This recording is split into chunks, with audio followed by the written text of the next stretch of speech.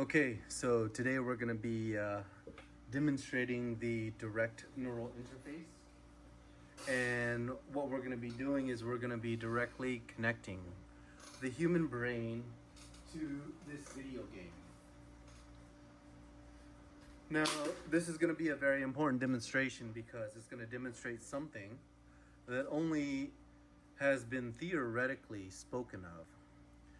And this idea is called a BCI.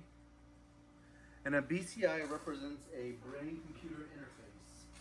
And what it allows is it allows the human brain to connect to a computing device. So what we're going to do here is we're going to be using this video game to demonstrate a remote neural interface, which is essentially the principles of a BCI, but a very much more cutting edge platform. So here, if you look at this character, this is going to be my character, and what we're going to be doing here is we are going to be integrating this video game into our brain. So we're going to be creating a connection between this character and the human brain remotely. Now, the benefit of this approach is that it doesn't require any clunky wires or any objects that can impair or impede human function. All right, so for example, let's say here and here, this is a thermal receptor. So we know that there's heat that is emanating from here all the way here. We also know that there's heat emanating from here all the way here. We know that there's going to be a wall over here.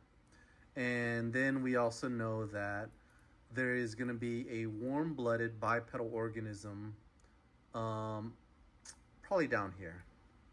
We're going to say that it's going to be approximately like 4 teleports, and then the wall is going to be over here. There's going to be cold water if we head down in this direction. And how we know that this is occurring is that we're actually able to integrate our visual cortex, our occipital lobe, and then also our diablo. So here's our warm-blooded bipedal organisms here. We also have our heat signature here that we were talking about. Now we also have water. So Diablo has invaded sanctuary. I guess I could kill Diablo. I'll kill Diablo later. Diablo clone. So here is the water that I was talking about. So this is how we're able to essentially create this this visual cortex integration. And what we're doing is we're actually integrating our entire neural network with this video game. Now, this is a very important demonstration as a proof of concept that it is possible to actually directly integrate human cognition with a computer game and the internet. So now we're going to be looking for the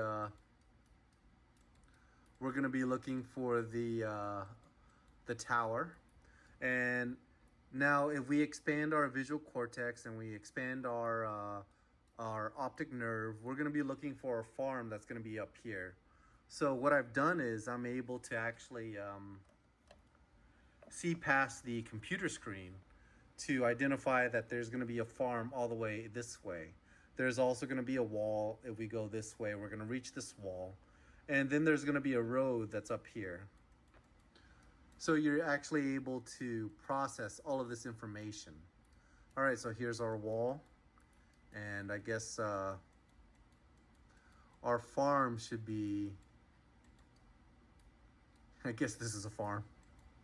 And then here's our road. There it is. So there's our farm. And here's our road. And this road is going to lead us to the next area. So our black tower isn't over here. It's going to be over here. And we might have to cross the river. Now, what we're going to do is we're going to integrate our sense of smell into this video game. Now, if you look at these monsters right here, they are demons, so they have a must. So here we're going to be integrating and rewriting our consciousness so that we're actually able to smell these creatures. Even though they're digitally rendered, we are actually going to smell them. So now imagine, if you will, this game that there's a computer program that is rendering this scent. And you can smell the scent if we go down this way. And we follow this road down and we head left. There may be a pack over here. So there we go. So as you can see, what we've done is we've actually integrated our sense of smell with this game. So we can actually smell the musty scent of goblins. We're able to essentially detect the burning rogues, and here's our tower. Now I'm going to show you something cool. Now imagine, if you will, here you are, you have no idea where you're going, but you know that over here there's a monster. But even though I can't see it yet, I can detect it by basically having my brain operate as a GPU that's directly connected to this game. And I'm able to essentially detect the ghost that is flying. Now we're looking for the exit, so we're probably gonna have to go this way. So there's our ghost that is flying. And this is dead end.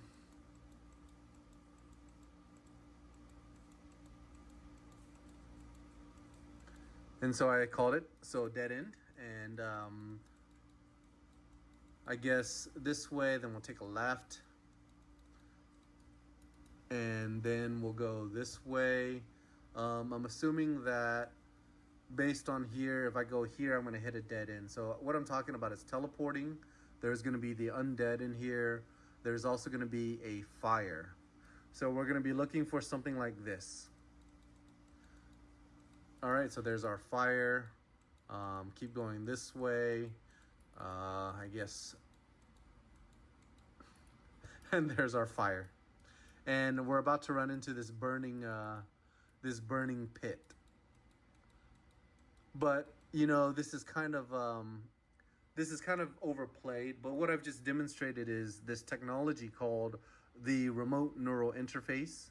And it is a interface that allows human consciousness to directly connect to any computer program or any computer by creating a artificial neural network that is able to integrate human consciousness with any platform. And what I've done is I've just demonstrated this in a video game that is connected online. And oh, the exit is going to be this way. So we're going to go this way. We're probably going to head a left. We'll hit a wall over here, and there's our exit. So pretty played out. But thanks for joining in.